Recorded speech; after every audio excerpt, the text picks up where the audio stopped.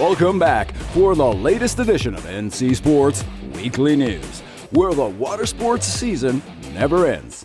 From the Caribbean, the St. Martin's Regatta mixes sailing, music, and fun.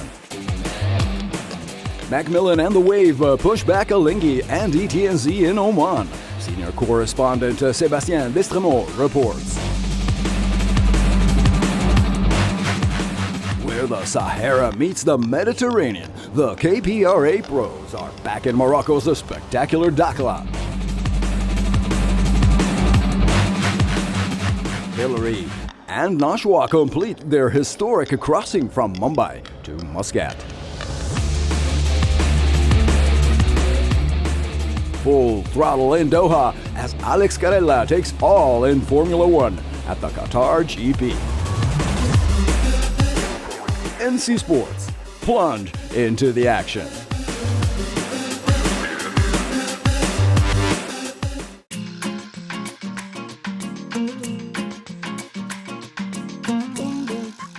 With perfect trade winds sweeping at 14+ knots, Simpson Bay welcomed over 200 yachts in 21 classes for the 34th St. Maarten Heineken Regatta, blending high-end sailing, musical entertainment, and just plain good old fun.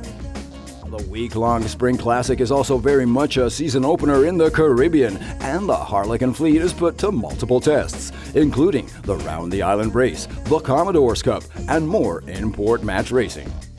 From the action on the water to the many dockside parties and concerts on the island's hotspots, this is one appointment no one wants to miss.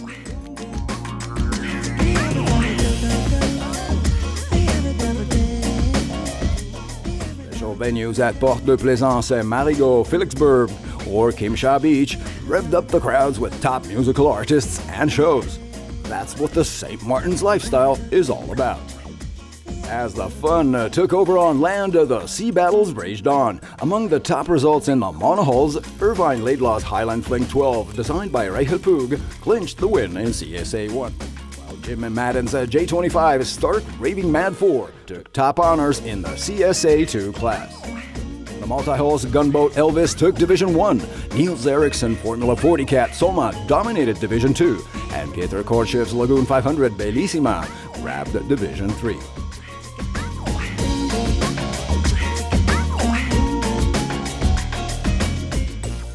Many superstar yachts also came to this 34th Heineken Regatta seeking a real-time win, like the Volvo 70 Monster Project, led by UK skipper Andrew Budgeon, who also set a new course record in the Round the Island race, covering the 32-mile course in 2 hours, 57 minutes, and 13 seconds.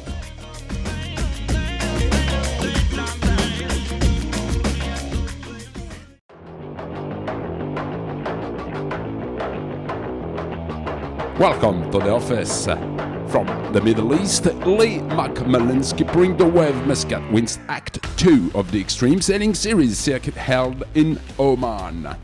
The event starts in very light winds, making it very difficult for the tacticians of the 11 supercharged catamarans. Achieving a good start is crucial, and a top 3 position at the windward mark is paramount. Some are having a good time, like Sir Bain Hinsley, who enjoys a fabulous third day with 3 races win. Or Alinghi's amazing consistency. I think in this format and this field of competition, anytime you reach the podium, you should be pretty proud of the result. Whilst others, like Groupama, are struggling in the light breezes. With 20 knots on average and even 26 for the double point final race, the breeze increases significantly for the last day of competition. Following 28 races, 4 teams are still contemplating an overall victory. Just to showing how close the event was, when I think there's only 4 points separating the top 4 boats going into the last race, it's pretty amazing. The interim leader, Alinghi, makes a bad call and stumbled down to a 3rd overall position. It's a tough way to get there from falling from the top, but we dug in hard and we still achieved the podium. In finishing 3rd in the last race, Emirates Team New Zealand ends Act 2 in 2nd place. We're really happy, after Singapore we were 4th there, and to come here and come away with a 2nd after what's been a very difficult 4 days of racing is quite satisfying. Securing a great start, Le McMillian on the wave Muscat never looked back. It's game, set and match for the local team. Winning the last race, taking the trophy in Oman and securing the top spot in the annual circuit. The perfect trifecta. Yeah, well, the breeze came in and, it's a lovely conditions to finish off this week and we're ecstatic. What an incredible team effort. These guys have been amazing. The next stage of the Extreme Sailing Series will be held in Qingdao, China. Rendezvous next week, same time, same place. Until then, goodbye and fair sailing.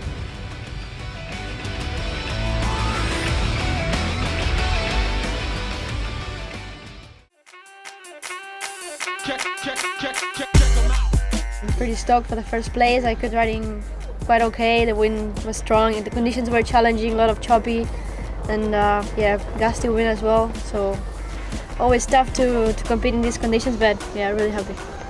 Plenty to rejoice for Gisela Pulido at the PKRA Kiteboarding World Cup Dakhla, where once again she pushed back Bruna Kaya from Brazil and Poland's Karolina Winkowska. The 2013 reigning freestyle champion is already on top of the 2014 overall ranking.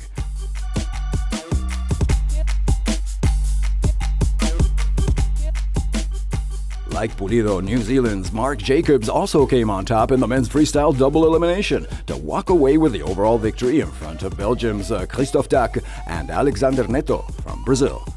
The big absence in men's freestyle was, of course, 2013 reigning champion Alex Pastor, as the Spanish superstar is still recovering from a badly dislocated shoulder while training in Panama for the PKRA season opener last January.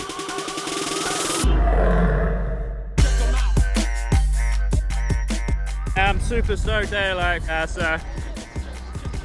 managed to do it. It's my kind of conditions.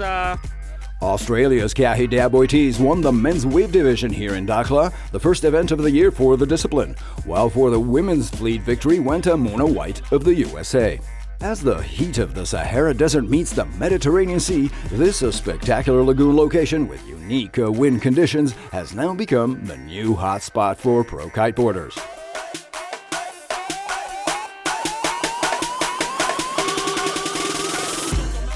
Further attesting to kiteboarding's worldwide boom, Morocco also brought a total of 16 riders here in their Dakhla home waters, with Mustafa Akabachi and Youssef Keribeh grabbing top 20 positions. Next stop for the PKRA World Tour will be the Mondial du Vent in Locat, France. Be there with NC Sports.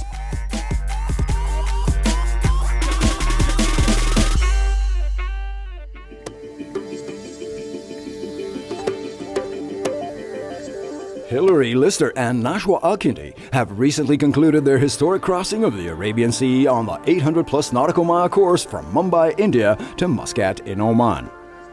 A very first double-handed record for both a disabled sailor and for a Middle Easterner, this successful attempt will go down in the record books as a huge step for the development of women's sailing.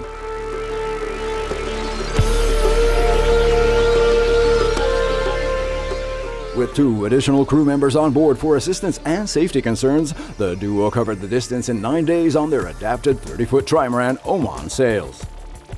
Both pioneers in different ways, these 2 sailors have broken all barriers and demonstrated to the world that indeed the limits are only within or imposed from the outside.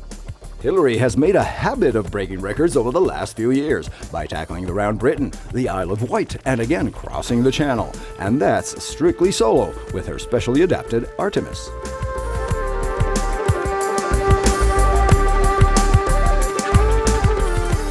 Nashwa is also a passionate fighter and a successful sailing instructor in Oman.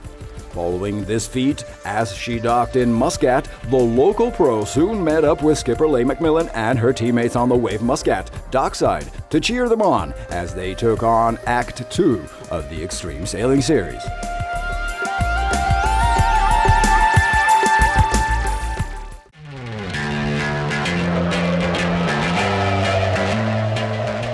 Three-time world champion Alex Carella from Italy grabbed the opening round of the UIM F1 H2O World Championship in Doha home waters. Team from Qatar came out swinging as both the 28-year-old driver from Piacenza and his U.S. teammate Sean Torrente from Florida, a winner here last year, took the early lead. But on the 31st lap of the 40-lap race, Sean's F1 encountered power steering problems, with the boat rapidly filling with smoke and briefly catching fire, thus dashing all hopes for the American.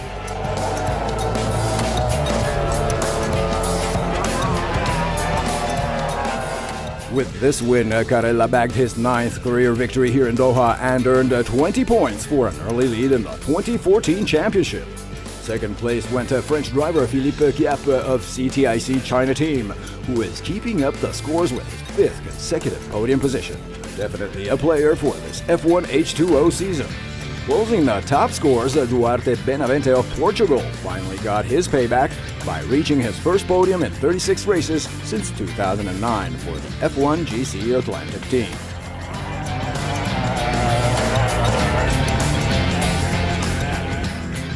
Off to an excellent start for 2014, Alex Carella is now seriously poised to equal Guido Cappellini's historic record of 4 straight world titles from 1993 to 1996.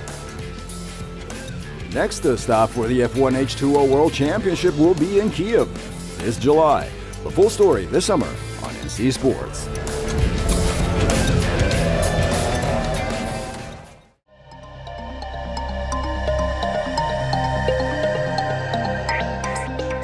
And for all Extreme Sailing Series fans out there, meet Leigh, Morgan, Ben, Dean, and many more. Stay tuned for the next edition of NC Sports Buzz with highlights and interviews for the full take from Act 2 in Muscat, Oman.